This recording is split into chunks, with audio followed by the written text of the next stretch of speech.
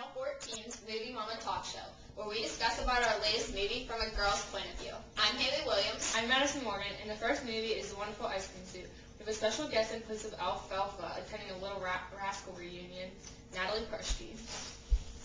Hi guys, I'm Natalie Perschke. Let's get right to this, please. Yes, let's.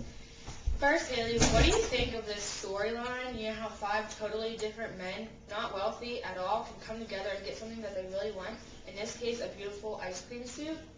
Then how they go out and try to achieve what they want, and how the suit works magic for all? Well, the storyline is great. It really does show how many people from different lives can pull together and purchase something they really want. Yeah, I think the storyline is great. But it should have been played by 5 girls coming together and not 5 guys. They should have bought a white dress and then they could see what magic just brings to them. Yes, agreed. Double agreed. Girls would have been able to portray the bringing together of 5 different people better than men. But as far as Gomez, who was a con man, Dominguez, who was a musician, who wanted all the girls for himself, Vamonos, who was the homeless dirty one, Martinez, the young one in love, and Mierzol, who was a poet, were pretty good at showing how different people can be brought together. Yes, especially since the only thing these men really have in common is their size, height, and weight to all fit into the beautiful white suit. I guess. Well, what about the special effects in the movie? I think the special effects were on the minimum in this movie, and you could totally tell some things were fake. Yeah, like the fight that breaks out in the Red Rooster at the end of the movie, it could have been a lot better in fast motion. Yeah, slow motion made it look fake. But what really bothered me was Dominguez's shirt, how it went from like clean to sweaty and gross, then back to clean again. Yeah, not that it's unhealthy to wear a dirty shirt like that, but it also doesn't make the story believable and in a flowing manner. Yeah, all that is hard to believe, but what I couldn't believe has nothing to do with the special effects, but how Vamonos was treated.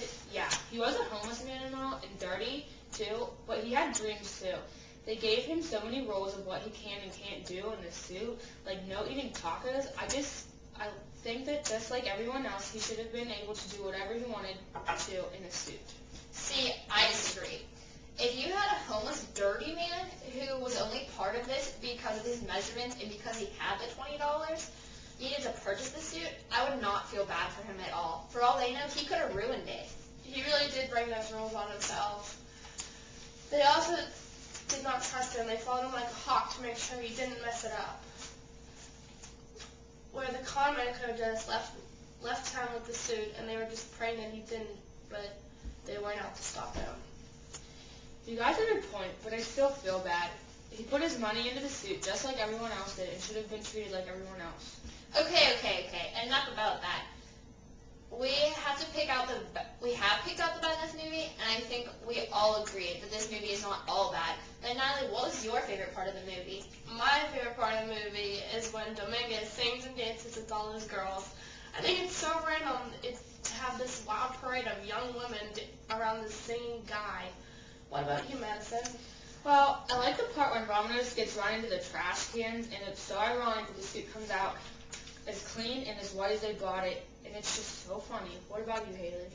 I like the part when they go into the store one at a time to buy the suit, and the store owner thinks they're robbing the place.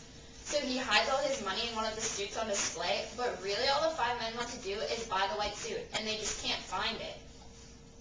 Oh yes, that was pretty funny. Well, there are favorite parts and least favorite parts of this movie, but there are also parts that I didn't think really fit. Oh my gosh. I know just what you mean. Like in the Red Rooster, at the end, there's a lady who's jumping down and holding onto her chest. Weird and a bit uncalled for.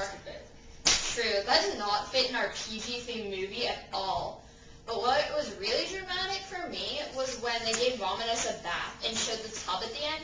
I mean, the man was dirty, but not that dirty. I just thought it was a misfit to the rest of the movie. Yeah, or even how white they made the suit look. Yeah, the suit may be white and all, but they brought much emphasis to it. The Wonderful Ice Cream Suit was a great movie that had a great meaning behind it, but with its low budget to produce the film, it had many. It had quite a few that were easy to pick out. Well, ladies, we got our point of view on it. I think we need guy. So let's turn to our phone line to talk to Greg, who would love to share his thoughts on the movie. Good idea. Enough with this girl talk. Hello? Hello, Craig. So I hear you have recently seen the wonderful ice cream suit. Yes, I have, and I think this movie was so good. I probably would show it to my son, who can learn sharing friendship and trust, but as for a movie to watch with my friends, I would not recommend it. Caller, what do you think of the effects? The effects are terrible. Everything you saw was amazing. The movie was just plain bad. I did not like it. Wow. Okay, so that was not a guy's type of movie, and I guess he really didn't like it. Well, guys, we talked about the movie from a girl's point of view, and from a guy's point of view, there's not much else. It was a movie that you could learn a good lesson from, but not a reference I would go see for the standards of movies today.